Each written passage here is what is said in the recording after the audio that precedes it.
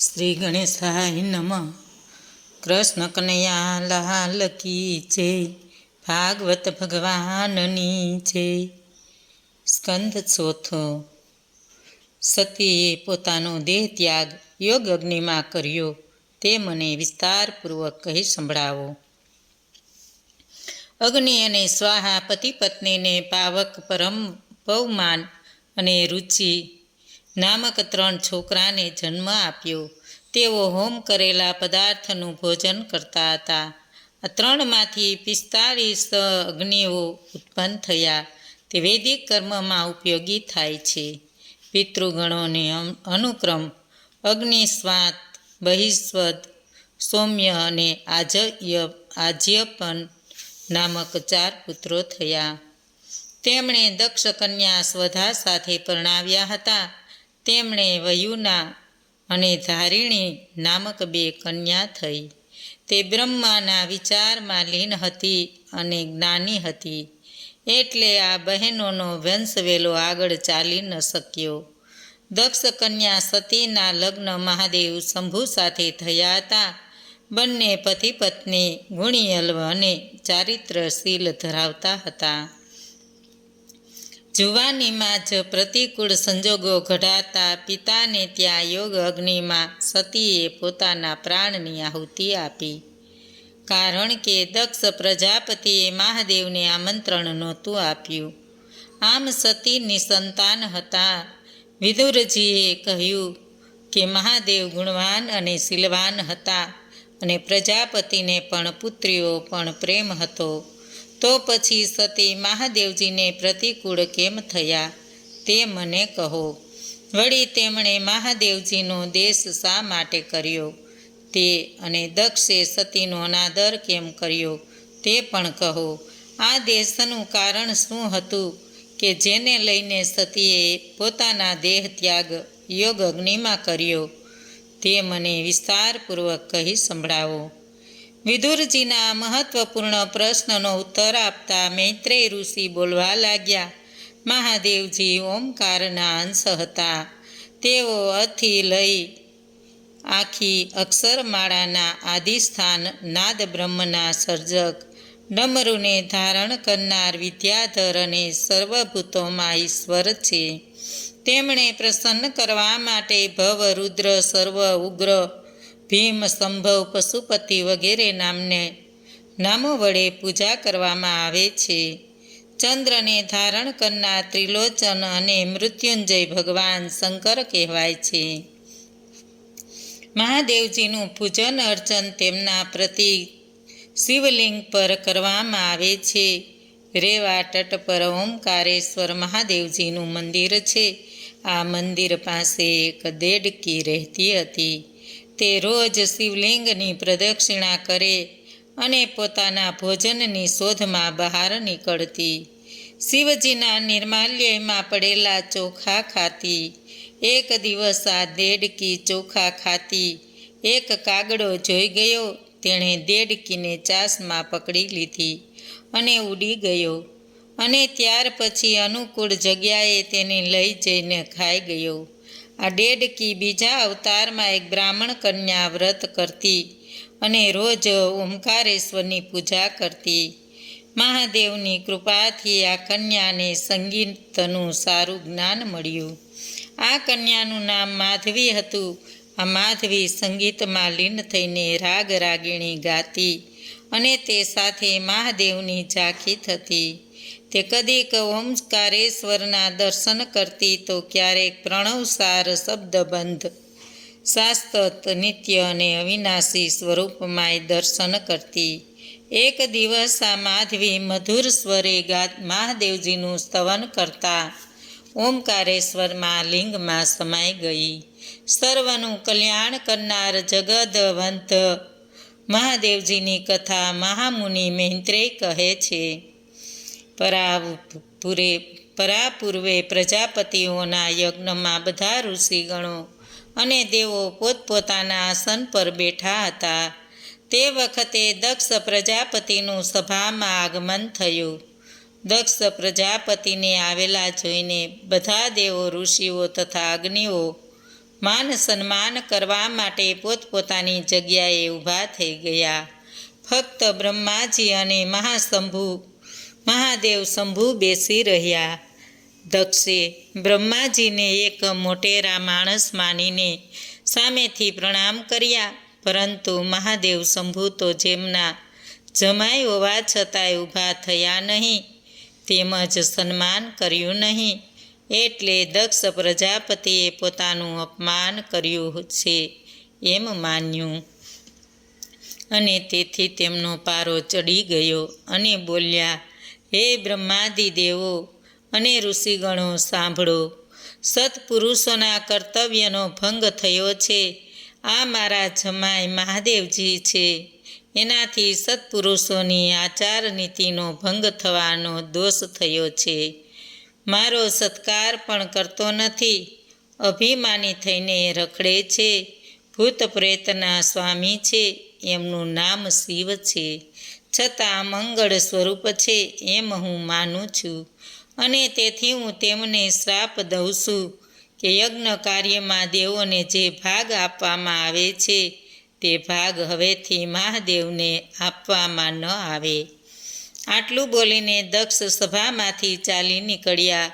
મહાદેવ શંભુ શાંતચિત્ત થઈને બેસી રહ્યા, પરંતુ તેમની સાથે આવેલા સેવક નંદી આ સહન ન કરી શક્યા, અને તેથી તેમણે વળતો શાપ દીધો કે જે કોઈ વ્યક્તિ અજ્ઞાનવંશ દક્ષ પ્રજાપતિને સર્વશ્રેષ્ઠ માનવાની ભૂલ કરશે અને ભેદ દ્રષ્ટિ રાખશે તેને મહાદેવ શંભુ દ્રોહી માનશે. તે સત્ય વસ્તુથી વંચિત થવાને લઈ ભ્રષ્ટ થશે. દેહની આસક્તિમાં અભિમાન વંશ દક્ષ પ્રજાપતિ માર્ગ ભૂલ્યો છે, અને તેથી અલ્પ સમયમાં બકરાનું મુખ ધારણ કરશે. મહાદેવનું અપમાન કરનાર દક્ષ પ્રજાપતિને જે કોઈ વ્યક્તિ અનુસરશે તે જન્મ મરણના ફેરામાં અટવાતો રહેશે. જે બ્રાહ્મણો જ દક્ષ પ્રજાપતિને માનતા અને તેમનું કહ્યું કરતા, તે ફક્ત પોતાના જીવન નિર્વાહ માટે બ્રહ્મ વિદ્યાને વેચીને પેટ ભરશે, અને તે માટે તેમને જ્યાં ત્યાં હાથ ફેલાવવો પડશે.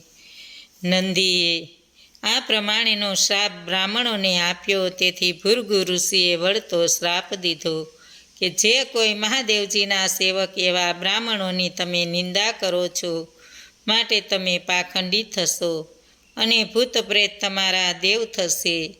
આમ એકબીજાને શાપ આપવાની પરંપરા ચાલી. મહાદેવજી ત્યાંથી વિદાય થઈ ગયા. આ પ્રમાણે સસરા અને જમાઈ વચ્ચે રાગદેશ ખડો થયો. સમય જતાં તેમાં વધારો થયો. દક્ષ પ્રજાપતિનું અભિમાન હેલે ચડ્યું. પોતાનું વસસ્વ સ્થાપિત કરવા માટે એક સમયે દક્ષ પ્રજાપતિએ એક મહાયજ્ઞનો પ્રારંભ કર્યો. એમાં આવવાનું નિમંત્રણ બધાને આપ્યું, ફક્ત મહાદેવ અને સતીને ન આપ્યું. સનાતન ધર્મના કર્તવ્ય પાછળ રહેલો આ ભાવ જોવામાં આવતો હતો. સત્કર્મમાં સર્વ તરફ સમભાવ રાખવાનો આદેશ છે. એમાં સર્વનું કલ્યાણ સમાયેલું છે. મનુષ્ય જીવ જંતુઓ સર્વના હિત અને શ્રેય માટે આ પ્રકારના યજ્ઞાદિ સત્કર્મો કરવાનો ધર્મ આદેશ આપે છે. સ્વાર્થને પોષવા માટે કરેલો ધર્મ યજ્ઞ કે સત્કર્મ કહી શકાય નહીં. દેશ અને અભિમાનથી કરેલ યજ્ઞ કાર્યનું ફળ હંમેશા ઉલટું આવે છે. એક દિવસે મહાદેવ અને સતી બંને બેઠા હતા. સતીની નજર આકાશ પર ગઈ. દેવો વિમાનમાં જતા હતા. સતીની નજર સમક્ષ પિતા યજ્ઞ કરે છે એ વાત આવી ગઈ. સતીને માતા પિતા યાદ આવ્યા. મહાદેવજીને વિનંતી કરી કે હે પતિદેવ, મારા પિતાને ત્યાં યજ્ઞ થાય છે. સર્વદેવ ઋષિ વગેરે જાય છે. ઘણો સમય થયો, માતા પિતાને મળી નથી. તમે આવો તો સાથે જઈએ. પિતાને ત્યાં, ગુરુને ત્યાં, પતિને ત્યાં અને મિત્રને ત્યાં જવા માટે આમંત્રણની જરૂર નથી. પિતાને સતીની વાત જરૂર નથી. સતીની વાત સાંભળતા જ મહાદેવને પોતાના તરફ બતાવેલ રાગદેશ યાદ આવ્યો. તે બોલ્યા, સતી, તમારી વાત સાચી છે, પરંતુ દેહની આસક્તિ અને અભિમાન સહ રાગદેશ પહેલાં તારા પિતાએ દખાવ્યા ન હોત તો અવશ્ય જાત. તેમણે તો ભરી સભામાં મારું અપમાન કર્યું છે, માટે હું તો ન આવું. તમારે જવું હોય તો મને વાંધો નથી, પરંતુ વગર આમંત્રણે જવા માટે તમને પણ માન ન મળે તો શું થાય? તમારું અપમાન હું મારું અપમાન માનીશ, સમજ્યા? દેવની ગતિ અકળ છે, ન સમજાય એવી નથી. મારી મના છતાં પણ તમે જવા તૈયાર હો તો જાઓ, પરંતુ મને લાગે છે કે એમાં તમારું શ્રેય નથી. સતીની બુદ્ધિને ભ્રમ થયો છે. માતા યાદ આવ્યા છે. માતાને મળવા મન આતુર થાય છે. એમ કારણ બનાવીને પરમ કૃપાળુ પરમાત્માએ દક્ષને પાઠ ભણાવવાનું નક્કી કર્યું હતું.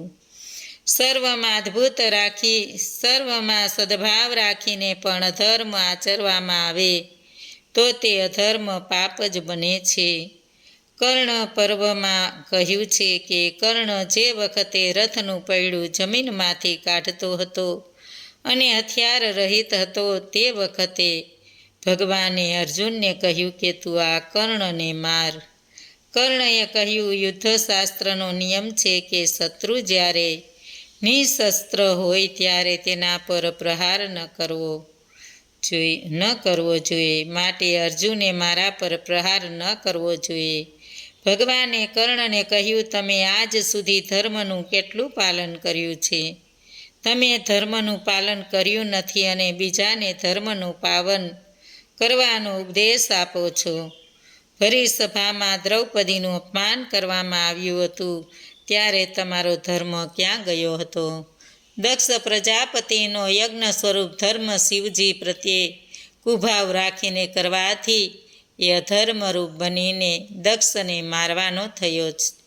અને શ્રી કૃષ્ણનો અસત્ય ભાષણરૂપ અધર્મ પણ સર્વનું કલ્યાણ કરવાની ભાવનાથી કરેલો હોવાથી ધર્મ ગણાયો.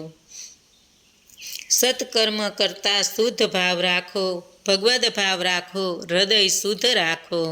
શુદ્ધ ભાવ રાખવો એ મોટામાં મોટું તપ છે. તેથી તો આ મંત્ર બોલીને દરેક સત્ય કાર્યની શરૂઆત કરવાની હોય છે. ભારત વર્ષની સન્નારીને જોઈને એક કથા યાદ આવે છે. ભામિતી નામે એક સતી સ્ત્રી હતી. એમના પતિ પંડિત વાસસ્યપતિ હતા. બહુ જ વિદ્યાવ્યાસંગી હતા. લગ્ન સમયે ચોરીમાં પણ પુસ્તક લઈને બેઠા હતા. વાંચન ચાલુ હતું. આજીવિકા ભરણ પોષણની ચિંતા પણ ન હતી. પરંતુ સતી ભામિતીને મનમાં ચિંતા રહેતી. પતિને સમયસર ખવડાવતા હતા. પંડિતજી તો પુસ્તક વાંચનમાં લીન રહેતા. એક દિવસ સાંજના ટાણે દીવાના અજવાળે પંડિત વાંચન કરતા હતા. એટલામાં પવનનો ઝપાટો આવ્યો અને દીવો ઓલવાઈ ગયો. વાંચનમાં ભંગ પડ્યો. ભામિતીએ દીવાની વાટ સરખી કરીને ફરીથી દીવો સળગાવ્યો. ભામિતીએ કહ્યું, હું તમારી પત્ની છું. મારું નામ ભામિતી છે. આ સાંભળી વાસસ્યપતિ રાજી થઈ ગયા. તે બોલ્યા, ભામિતી, માગ, હું તને વરદાન આપું છું. ભામિતી એક ક્ષણ વિચાર કરીને બોલી, આ સંસારમાં તમારી સાથે મારું નામ જોડાયેલું રહે એટલું જ હું માગું છું. પંડિતજી ત્યાર પછી બોલ્યા, ભામિતી, મારા હવે પછીના ગ્રંથનું નામ ભામિતી રહેશે. વેદાંત જ્ઞાન પર લખેલા બ્રહ્મસૂત્ર નામક ગ્રંથને વાસસ્યપતિએ ભામિતી નામ આપ્યું. તપ, ત્યાગ અને નિસ્પૃહાનું આ જ્વલંત દ્રષ્ટાંત છે. ભારત વર્ષમાં આવી પુણ્ય લીલાને લઈ એનું નામ દુનિયામાં આજે પણ ગાજે છે. ભાવિના અંતકરણમાં શું ચાલી રહ્યું છે તેના જ્ઞાતા મહાદેવજી શાંત બનીને એક ચિત્તે બેઠા છે. સતીનું મન દ્વિધા અનુભવે છે. સતી ઘરમાં આમ તેમ ફરે છે, વિચારેને ચકડોળે ચડ્યા છે. આંખમાંથી આંસુની ધારા નીકળે છે. મહાદેવજીનું મન પીગળ્યું. એમણે મૌન રહીને અનુમતિ આપી. સતી નીકળ્યા અને તેની પાછળ નંદી અને બીજા ગણોને મોકલ્યા. સતી માતાને ઘેર ગયા. યજ્ઞ સ્થળે બેઠેલા કોઈએ પણ સતીનું સ્વાગત કર્યું નહીં. સતીના માતા અને બહેનોએ તેમને આવતા જોયા અને તેમના મનમાં આનંદ થયો. સતી પોતાના માતા અને બહેનોને મળ્યા, એકબીજાની ખબર અંતર પૂછ્યા. ત્યાર પછી સતી યજ્ઞભૂમિ પર આવ્યા. તેમણે ત્યાં મહાદેવજી માટેનું સ્થાન ન જોયું. આ જોઈને સતીના મનમાં ખળભળાટ થવા લાગ્યો. દક્ષ પ્રજાપતિએ તો પોતાની પુત્રીને જોવાની દરકાર કરી નહીં. સતીના દિલમાં ક્રોધની જ્વાળા ઉઠવા લાગી. પિતા તરફ જોઈને બોલ્યા, હે પિતાજી, આ સંસારમાં મહાદેવજીથી શ્રેષ્ઠ કોઈ નથી અને તેમને સર્વ સમાન છે. પ્રાણી માત્રના ઉદ્ધારક છે અને તમારા જમાય છે. એ જાણવા છતાં તમે તમારા અહમને પોષવા માટે, તમારી મહાનતાના પ્રદર્શન માટે વિરુદ્ધ આચરણ કર્યું છે. યજ્ઞમાં તેમને સ્થાન આપ્યું નથી. એટલું જ નહીં, પણ તમારી દીકરી તરફ જોવાની દરકાર કરી નથી. એ મારું અને મારા પતિનું અપમાન હું કદી પણ સહન કરી શકું એમ નથી.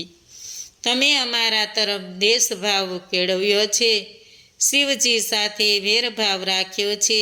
માટે હે પિતાજી, સાંભળો. તમારી આ દીકરી પતિ તરફના તમારા રાગદેશ અને કરેલા અપમાનને સાખી શકે એમ નથી. તેથી હું આ તકે આત્મઘાતની તક ઝડપી લઉં છું. આટલું બોલીને સતી અગ્નિકુંડમાં કૂદ્યા અને બળી મર્યા. સતીના આત્મસમર્પણ સાથે ચારેય દિશામાં બુમરાણ મચી ગઈ. શિવના ગણોએ આ દ્રશ્ય જોયું.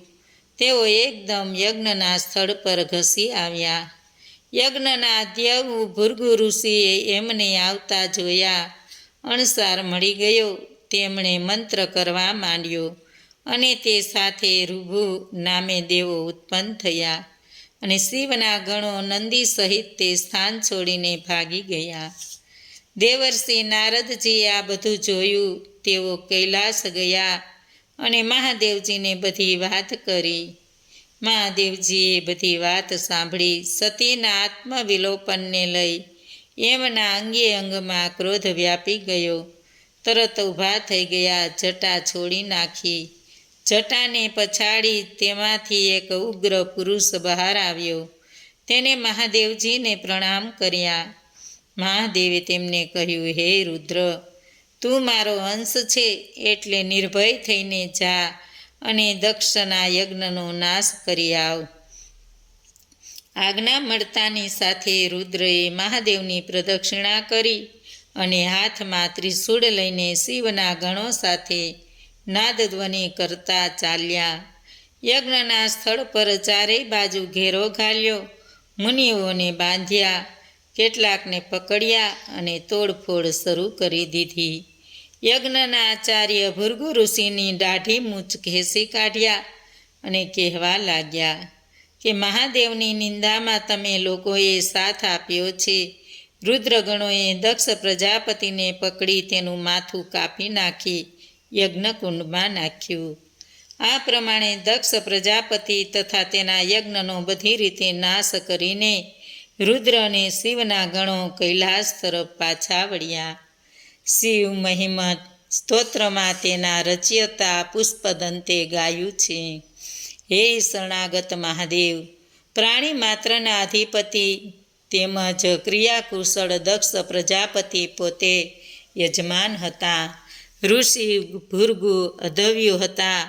દેવો સભ્ય હતા. છતાં તમે એ યજ્ઞનો નાશ કર્યો છે. કારણ કે શ્રદ્ધા વગર કરવામાં આવેલો યજ્ઞ કાર્ય યજમાનોનો નાશ કરે છે. મહાદેવના ક્રોધના ભોગ બનેલા દેવો તથા ઋષિઓ બ્રહ્માજીની શરણમાં ગયા. બ્રહ્માજી અગાઉથી બધું જાણતા હતા, તેથી તેઓ યજ્ઞમાં આવ્યા ન હતા. બ્રહ્માજી દેવોને કહેવા લાગ્યા, તમે શંકરનો દ્રોહ કર્યો છે, માટે તમે તેની ક્ષમા માગો. યજ્ઞ કાર્ય પરિપૂર્ણ કરવો હોય તો મહાદેવજીને રાજી કરો. મને બીજો કોઈ માર્ગ દેખાતો નથી. દેવો અને ઋષિઓ એને સાથે લઈ બ્રહ્મા મહાદેવજી પાસે આવ્યા. યજ્ઞ એટલો જ્યોતિની ઉપાસના અને અગ્નિ એ જ જ્યોતિ. અગ્નિના રૂપમાં પ્રતીકનું સ્થાપન કરીને દિલના ઊંડાણમાં બેઠેલા અંતર્યામીની શોધ કરવી, એનો અર્થ યજ્ઞ થાય છે. કર્મકાંડમાં પણ એક મંત્ર આવે છે, અગ્નિ વે દેવાના ભવમ વિષ્ણુ પરમ. યજ્ઞમાં અગ્નિ નથી, પરંતુ વિષ્ણુ છે. પરમ પ્રાપ્ત તત્વ છે. કર્મકાંડી વ્યક્તિ એનો ખ્યાલ કરતો નથી. તે તો કેવળ અગ્નિનો વિસ્તાર વધારીએ જ જાય છે. દક્ષના યજ્ઞ પાછળની ભૂમિકા એવી હતી કે ત્યાં વિષ્ણુ તત્વ રહે નહીં, અને વિષ્ણુ તત્વ ન હોય ત્યાં શ્રી પણ હોય નહીં. ફળ સ્વરૂપ અણધાર્યા વિઘ્નો આવે. દક્ષના યજ્ઞમાં વિઘ્ન આવ્યું, અને તેથી બ્રહ્મા આદિ દેવો મહાદેવજી પાસે ગયા હતા. કૈલાસ પર્વત પર મહાદેવજી શાંત અને નીરવ મુદ્રામાં સમાધિ અવસ્થામાં બેઠા હતા. મહાદેવજી સર્વ પ્રકારની વિદ્યાના સ્વામી હતા. દર્ભના આસન પર સ્થિત મહાદેવજી નારદજીને બ્રહ્મ વિદ્યાનો ઉપદેશ કરી રહ્યા હતા. દેવોની સાથે બ્રહ્માજી મહાદેવજી પાસે આવી પહોંચ્યા ને પ્રણામ કરીને બેઠા. મહાદેવજીએ બ્રહ્માજીને જોતા જ સામે જઈને વંદન કર્યા અને યોગ્ય આસન પર બેસાડ્યા.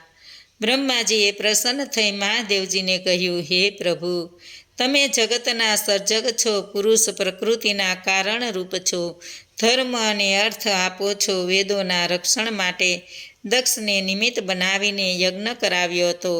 મહાદેવજી, તમે મંગળ સ્વરૂપ છો. તમારો ક્રોધ અબુદ્ધજનોનો સજા કરે છે. એટલું જ નહીં, પણ સજ્જનોનું રક્ષણ પણ કરે છે. તમને માયા પણ સ્પર્શ કરવા શક્તિમાન નથી થઈ શકતી. માયાના બંધનમાં જકડાયેલાઓનું પણ તમે રક્ષણ કરો છો. તેના પર આપ કૃપા વરસાવો છો. હે દેવાધિદેવ, તમે દક્ષના યજ્ઞને પૂરો થવા દીધો નથી, અધૂરો રખાવ્યો છે. યજ્ઞના કરનાર પણ તમારું મહાત્મય જાણી શક્યા નથી, અને તમને યજ્ઞમાં જે સ્થાન આપવું જોઈએ તે આપ્યું નથી. તે અપરાધ દેવી શક્તિને લઈ થયો છે, માટે તમે કૃપા કરો. યજમાન દક્ષને સજીવન કરો. જેનું જે નાશ થયું છે તે પાછું આપો. હે રુદ્રદેવ, દરેક પ્રકારના યજ્ઞમાં તમારી જગ્યા નિશ્ચિત રાખવામાં આવશે, અને યજ્ઞનો ભાગ તમને મળતો રહેશે. દક્ષનો યજ્ઞ પૂર્ણ થાય એવી અમારી મહેચ્છા છે, તે તમે પૂર્ણ કરો. આ અમારી પ્રાર્થના છે. બ્રહ્માની સવનીય વાણી સાંભળીને મહાદેવ બોલ્યા, હે બ્રહ્મદેવ, ધર્મની મર્યાદાની રક્ષા માટે જ મેં દક્ષને સજા કરી છે. હવે એનું માથું યજ્ઞમાં બળી ગયું છે, માટે તેનું નવું માથું બકરાનું મળશે. આ પ્રમાણે અન્ય જનો વિશે મહાદેવે કહી દીધું. આમ મહાદેવે બ્રાહ્મણોના વચનોને માન્ય રાખ્યું. દેવોને સંતોષ થયો. મહાદેવનો જય જયકાર થયો. દેવોએ મહાદેવને યજ્ઞમાં આવવાનું આમંત્રણ આપ્યું. મહાદેવ આવ્યા.